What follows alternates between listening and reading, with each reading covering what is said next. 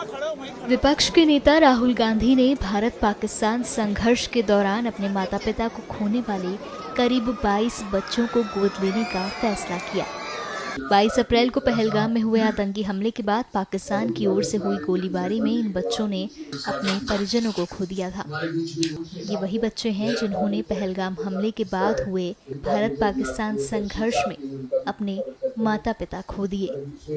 ऐसे में कांग्रेस पार्टी के इस फैसले पर तारिक हमीद कारा ने क्या कुछ कहा, सुनिए। देखिए, जैसे आपको पता है कि यहाँ जब पाकिस्तान की तरफ से गोलाबारी हुई तो पहली दफा देखने में मिला कि सिविलियन एरियाज पे इतनी ज्यादा गोलाबारी हुई। पहले भी होती थी गोलाबारी, ऐसी सिविलियन आबादियों पे नहीं होती थी, और कितना नुकसान हुआ। और उस दौरान में JKPCC इमीडिएटली यहाँ आई और सारे घरों में गई, कोशिश की कि हर उस घर में पहुंचे जहां अमवात हुई थी। उसके बाद में हमने जब राहुल जी से बात की तो उन्होंने मंशा अपनी जाहिर की कि वो भी यहाँ आना चाहते हैं, और वो आए और आप लोगों ने उसको कवर भी किया। तो आपने देखा कि कोई ऐसा घर नहीं रहा छोड़ा उन्होंने जहां पे मौत ना हुई हो, बिला लिहाज मजहब व मिलत, बिला लिहाज पार्टी वाबस्तगी, बिला लिहाज कि वो किस जमात के साथ हैं, किस जमात के साथ नहीं। और वो उधर उन लोगों के दुख दर्द बांटने के वास्ते उन्होंने कई घंटे यहाँ पे बिताए। और जब वो वापस गए तो हमने, हमारे जो यूथ प्रेसिडेंट हैं, उनके कहने के मुताबिक उन्होंने कहा कि यहाँ पे जो अमवात हुई है उनके छोटे छोटे बच्चे जो हैं वो अब कैसे अपनी तालीम को आगे चला सकते हैं। तो हमने राहुल जी से बात की इस बारे में, और राहुल जी ने कहा कि आप ये अपने भानु प्रताप, उदय भानु जी को उन्होंने डायरेक्शंस दी कि वो यहाँ पे एक सर्वे करवाएं। और उन्होंने सर्वे यहाँ पे करवाई तो 30 बच्चे आइडेंटिफाई हुए जिनको फाइनेंशियल असिस्टेंस के लिए IYC ने भी और JKPCC ने भी रेकमेंड किया कि इनके वास्ते फाइनेंशियल असिस्टेंस हो।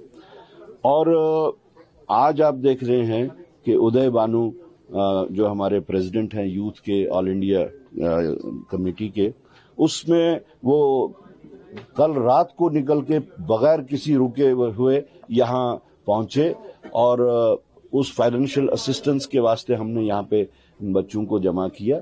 और आज आपके सामने उनको जो है उनकी फैमिलीज को, जो उनके कोई एक पेरेंट था तो उसको, या कोई अगर पेरेंट नहीं था तो उनके गार्डियंस को हमने वो असिस्टेंस दी। कांग्रेस की तरफ नहीं, हीलिंग टच का तो हम नहीं नाम दे सकते।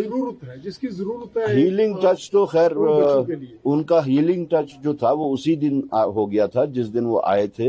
लोगों के घरों में गए, मंदिर में गए, मस्जिद में गए, गुरुद्वारे में गए, ये जो क्रिश्चियन स्कूल है उधर गए। वो हीलिंग टच तो वो उसी दिन उनका लग चुका था।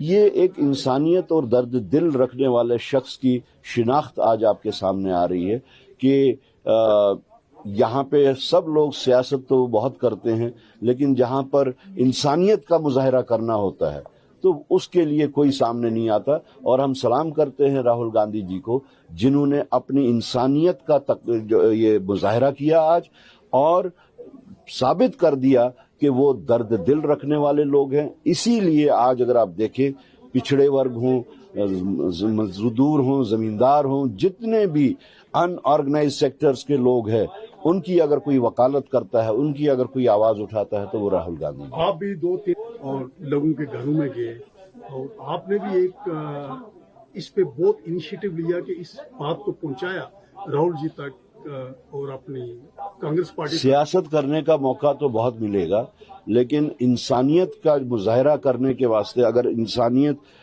को, इस समाज को अगर हमारे किसी भी मदद की जरूरत है तो उस वक्त हमें सियासत से ऊपर उठ के ऐसे वाक़ात में आना चाहिए। ये हम सब लोगों ने, JKPCC के जितने भी लोग यहाँ पे तब आए और IYC के लोग आए, खासतौर से राहुल जी आए, तो वो एक इंसानियत के तकाजे के मुताबिक आए। इसमें सियासतगिरी कहीं पे नहीं।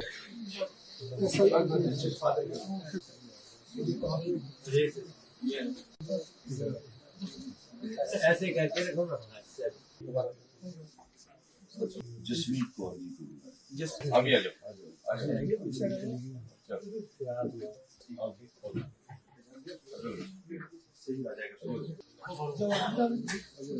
सर थोड़ा आगे ओके सर सामने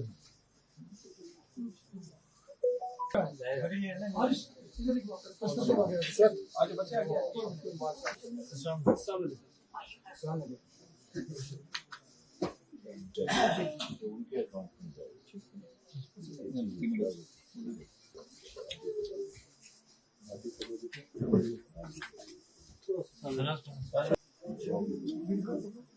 सामने